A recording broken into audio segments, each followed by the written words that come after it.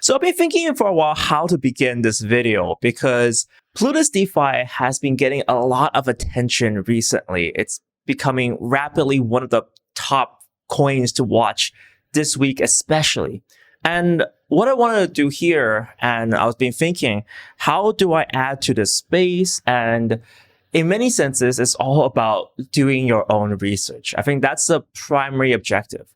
Very quick summary, PlutusDefi is a full stack platform for managing decentralized finance. It aggregates different lending platforms, it provides a wallet for it, and then it also has additional tools like the blender to mix these coins up in case you ever want to have additional privacy. I mean, who doesn't want that? That's one of my top concerns at this current point.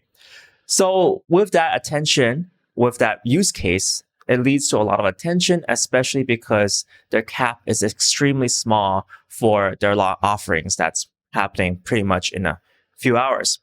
So luckily for me, so a few weeks back, I did speak to the founders and we recorded a podcast for interest. And I highly recommend you check out that podcast because it's about DeFi in general, and they point out some of the potential flaws in this space as well, whether we're moving a little bit too fast and potentially could run into some problems as well.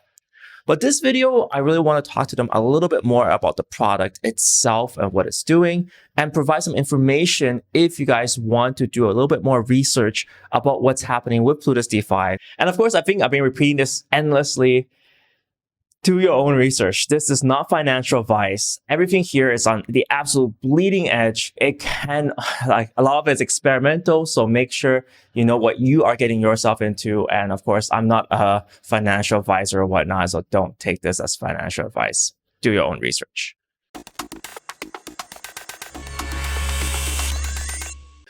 To find out more about PlutusDefi, I managed to snap up an interview slot in the busy schedule of the co-founders, Ali Hararawala and Arnie Hill, right before everything's happening. So let's get them to tell you exactly what's happening and for you guys to get a feel of what the co-founders are like. Just starting off, very, very basic question for you guys.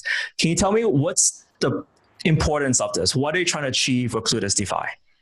PlutusDefi is a full stack, decentralized finance platform that allows for aggregation of multiple DeFi solutions centered around privacy and anonymity. That's basically what it is in a brief pitch. Okay, that's super brief. But in terms of like, what can you achieve? So you have this platform, you have privacy, but what can you build on top? What's the driving factor here? The driving factor basically is that today, we have multiple use cases that we're looking at. People wanting to sort of use DeFi, they don't have the true sense of what privacy means. So it's sort of building, sort of wrapper solutions on top of our existing aggregation that involves a lot of privacy. Second is we are trying to aggregate everything in one place. So today you don't have to go to individual protocols. You don't have to go to individual, sort of assets. You can come to this one single place and bring all of those DeFi solutions and assets in one place, so you can understand risk better. You can sort of execute your transactions in a single place. So I think that is what, at its core, PlutusDefi does. So it's like it kind of aggregates everything together, and then at the end of the day, it decides, you know what, we can also add privacy to that. So does that mean you can add privacy to all the transactions that's going on? Is that added by default, or is there any special difficulty in enabling that? I mean, we've evaluated multiple privacy stacks, and we want to give privacy as an option to users, right? We don't want to bake it hard into the solution, but we will see what customers come back with. The idea is to, and it's difficult to say, what solutions go well with privacy, but the idea is that to make sure that from a tech point of view, anything that goes well with privacy, we will make sure the option is allowed and the users are able to sort of take advantage of it. Got it. So do you have any special technology as well that you're looking at or building into this to make it a lot more secure than what is before? Because obviously right now, those funds can obviously be tracked even if it goes from various contracts. You can find out exactly what someone's holding, and that's not cool, right? Yeah, so I mean, I guess basically As we are evaluating different privacy protocols and encryption methods, the aim is to basically increase anonymity set, which is when your liquidity comes into something that anonymizes it, to give you maximum potential coverage of making sure that what is churned out of, say, for example, our native Ethereum mixer or something like Tornado Cash, that you are essentially covered and shrouded. Your pseudo-anonymous persona is essentially not known. So by adding these layers of privacy, whether it's off-chain, so it's like Tor, OpenVPN, on-chain like Aztec, other solutions like Tornado, our native mixer, and whoever else, like for example us talking with Beam, trying to integrate them into it and working out how do we bridge between their blockchain and Ethereum. The aim ultimately is to make all of this interoperable. So like you were saying, how can users come and use privacy or insurance or derivatives? It's all to add that optionality where, okay, if I want to go into derivatives, but before I do that, I want to, mix my funds or, go through a privacy protocol, will allow you to do that. And it's about actually making this web of DeFi components all interconnected so users have that full functionality instead of it being split across different platforms, different wallets, different browsers. It makes no sense. And so far, that's something that no other project or company has been focusing on. Got it. So you're kind of aggregating everything together. So kind of like the hub for decentralized finance and then adding that unique solution here, which is privacy. Now, I do want to say you're launching your token sale. You have a token. What does the token do on this platform then? So, the token is for us is very interesting. We were essentially one of the first DeFi projects last year to propose a token because a token wasn't really something favored by the DeFi community. They were very hardcore in the tech and they didn't like the ICO craze. How much have that changed today? But anyways. Well, exactly. I think what we've realized a year later, right, is that it makes full sense for something within the DeFi system to keep the value within a decentralized financial system rather than, fees going towards companies out in America and SF, but being taken out in fiat. How does that make any sense when the philosophy behind DeFi should be something that's all encompassing? So the token for us is back to the real core basics of it being utility, where so for us on our platform, the fees earned, if there are fees for using small components of our platform, will go back into three things. So a buyback and burn, which is a really popular model we both like, where we'll use 33% of those funds to buy back the token and burn them permanently. Another 33%, which hasn't really another feature of that in the fees that hasn't been featured before is a re-auditing fund. So, we want to make sure that user security is at the forefront, and auditing is really expensive. It's one of the biggest obstacles for DeFi companies. And while they get a lot of flack for it, it's because audits are expensive and often outside of the budgets of DeFi projects. So actually users can be comfortable knowing that some of the fees they're spending are going and reinforcing the security directly. And then the last 33% is like a staking incentive. So if they lock up their tokens into like a DPoS, we're looking at a DPoS structure, so delegated proof of staking, as well as DPoS for our governance. It means that users can essentially earn APY provided by the fees on the platform. So overall, all of the generation of value on our platform is within the token. We're not taking that out in any form. And so the fundraise we're doing is to ensure the company runway and the burn, but essentially all the fees are going back towards the community. Got it. So one of the questions here, of course, is when will this launch? So you talk about these three features, you talk about this platform. When is everything going to be live? When are people going to be able to use it? So, the platform is live already. It's been live since around January to March. We're beta testing. So you can actually go on PlutusDefi.com and deposit assets into Compound DYDX already live using DYOR USDC. Our integration with Nexus Mutual is pretty much 99% done. But we're waiting for a few other components to sort of be finalized in terms of testing. We move it to mainnet and as well as audit, because we're kind of one of the first to do the distribution, be a distributor of Nexus. And so you can sort of use the platform now. In terms of the token and the token sale, so we carried out our seed last year, and in the last two, we finished the private sale round, which was $350,000 US dollars. The remaining 150 is going towards a bonding curve, which is actually tomorrow, so Tuesday 21st. And we're using a bonding curve method because it's a very popular way of raising funds, of sort of generating community traction, because of it's a new model, and then it's going on to Uniswap, and then whatever else happens there with, maybe exchanges looking of their own accord. So we're a micro cap project with a platform, with working tech, with a real solid team who come from a background of like real corporate experience as well as solid experience in the blockchain space already. And I think that's probably why there's a lot of anticipation about us developing. We're just really, really excited to be developing tech, finally to be in a position to actually put some like really revolutionary stuff in front of people, from us being investors to actually us pivoting towards building DeFi and products. And I think that's a good timing. I think you couldn't ask for any better timing than this. But at the same time, okay, so a few questions come to mind. First of all, obviously, is that you did do a private sale. And what price were the tokens being sold at, and when will they be unlocked? Yeah, so the private sale was at 5 cents. Our seed round is at 1 cent. So the mechanics we've opted for is that the seed round are fully unlocked, but technically not liquid. So we're using something that a project called LTO Network in the Netherlands did. I really like their project, and we know the team fairly well.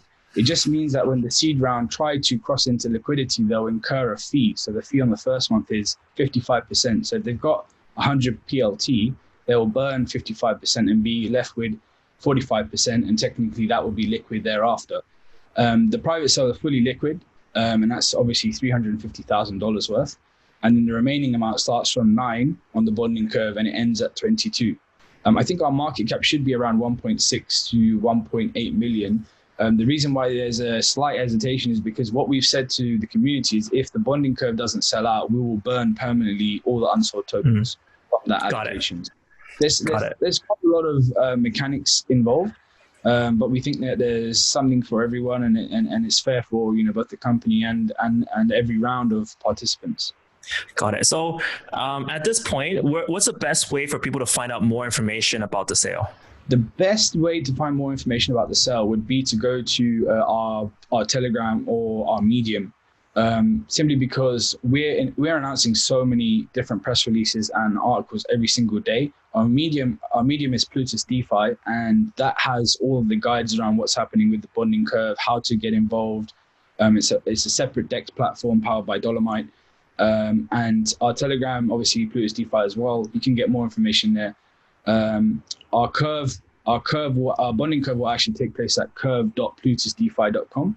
And will be listed on Uniswap after, but we want to make sure that people are not engaging with scams. So make sure that they verify the smart contract is from the team. Also, just for your information, whilst the bonding curve is on, people who are have bought into the seed and the private round, they will get unlocked after the bonding curve is done. So they are all whitelisted addresses who've bought in. So as soon as the bonding curve is done, those whitelisted addresses will then be able to claim their tokens, before they start, trading it or, doing whatever they need to. Got it. So, so that's the tokens deal. You guys have been honest with it, and you guys want, if anyone wants to check out the details of it, obviously check it out online. So now the next question. Okay, so let's zoom out off the sale. We got so much information about the sale. There has been a few questions. So if you guys haven't checked out, there was a longer form interview with PlutusDefi on my podcast. But one of the questions that really arose from that interview was talking about expanding what's happening in current DeFi, replacing that and taking this to developing countries. And one thing I think you acknowledged there was obviously that the talking about banking and the bank has been so over talked about. So realistically, how can you achieve this? What were the kind of limitations before, and how can you do this right? I mean, we have always been from day one a very customer-centric, use case-centric kind of organization, where we look at everything that needs to be done on a DeFi from a user's point of view. So one of the markets that we're really looking and excited to sort of investigate and address is people who have access to mobile credits in Africa. We spoke about that on the podcast as well, and I'll expand on that a little bit more. So mobile credits in Africa is something that has been kind of used, known. People are very well entrenched in that ecosystem where their earnings, their bills, etc., are paid through mobile credits, and that is basically money, right? Now that in a way it's kind of token, if you kind of think of it that way, which means that if that is used as a token, it's already digitally kind of can move very easily. The infrastructure in that part of the world is so advanced, with a lot of the telecom companies actively supporting that money infrastructure, that we can try and bring all of that into decentralized finance. Now, imagine a lot of these people who are not educated, who run small to medium businesses, they will suddenly have access to global capital, where they previously never had access to, such means. So that, I think, would be a leap in itself. People in a lot of these countries, probably majority of them are not, I wouldn't use the word not educated, but they don't have access to education in the way, the developed countries have, because of which, we think that, it becomes difficult for them to sort of, get access to like banking accounts, etc. Yeah. Not everyone's an investment banker, right? Unlike in London, where everyone's becomes an investment banker. But having said that, they do have access to all of the advanced, telephony infrastructure that's there in the country, which means that there is a massive leap that they can make from, what they are using mobile money, where their money gets, is impacted by inflation, and there are no great saving instruments. Now, suddenly, they can move their money into USD and they can start earning interest. So it's like a massive double hedge they can get on whatever they earn. Got it. That's actually pretty interesting. So now I can wrap mobile credits, right? Giving away the game. Got it, guys. So guys, thank you guys so much for the interview. I know this is a little bit shorter because you guys are just one day away from everything. I won't keep you guys for too long, but thank you guys for taking the time to speak to my community about what's going on and hopefully make them more aware of what's happening in this space. Thanks, Michael. Thanks, Michael. Glad to be here. I hope you guys enjoyed the video and learned a lot from it. So one of the key aspects here is doing your own research. And for me, one of the best locations to do research about PlutusDefi is on their About page. So I'll put that in the comment section down below. It gives you a whole overview of what's happening.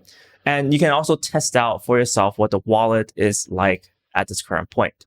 So what are my thoughts about PlutusDefi? So this is kind of funny, but when I started and I didn't do any yield farming, I didn't understand the need for all these tools and why we need to aggregate them.